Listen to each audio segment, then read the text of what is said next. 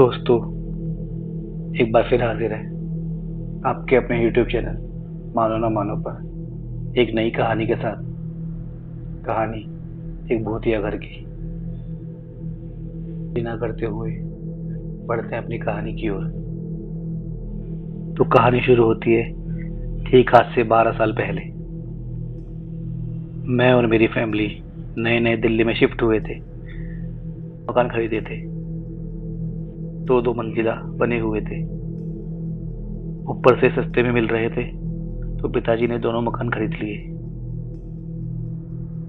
इसमें से एक मकान में हम रहने लगे और दूसरा मकान पिताजी ने भाड़े पर चढ़ा दिया।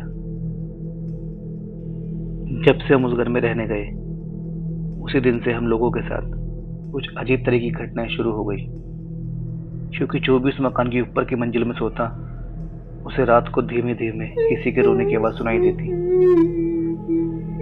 मानो कोई औरत या छोटा बच्चा सिरहाने पे बैठकर रो रहा हो। हम सब ने बार बार ऊपर की मंजिल पर सोकर देखा और सबको यही अनुभव हुआ।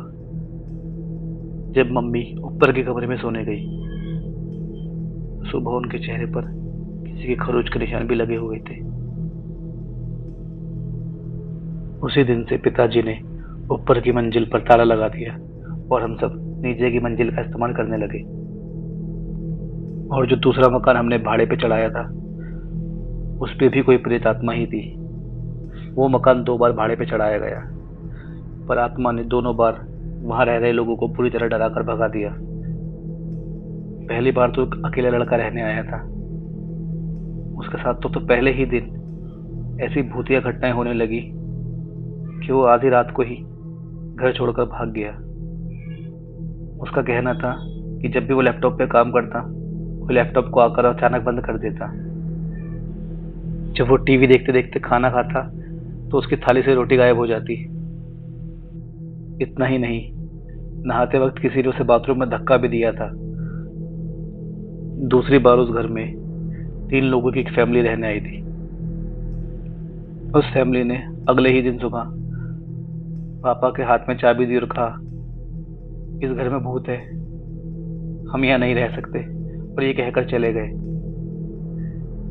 पापा भी उनके पीछे गए और जोर देकर पूछा, क्यों, ऐसा क्या था? तब उन लोगों ने बताया कि वहां पर 2 भूत है और हमने उनकी झलक भी देखी। उन प्रेतों ने उस परिवार को ऐसा तंग किया। रात को उन्होंने खाने में चिकन बनाया था, पर जब वो खाने के लिए बैठे तो पतीले में केवल हड्डियां ही थी, मांस गायब था।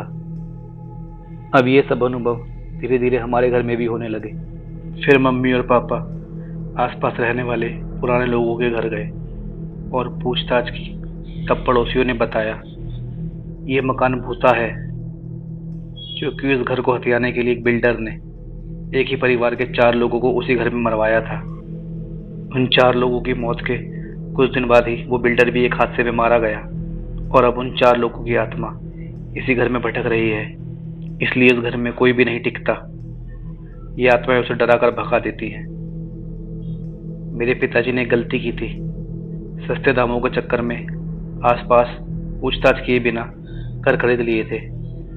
इसी वजह से वो अतृप्त आत्माएं हमारे गले पड़ गई।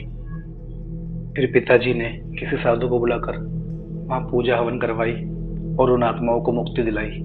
आज भी उन लोगों की आवाजें कई बार हमें सुनाई देती हैं, लेकिन घर में हो रही घटनाएं अब बंद हो चुकी हैं। इस कहानी में इतना ही।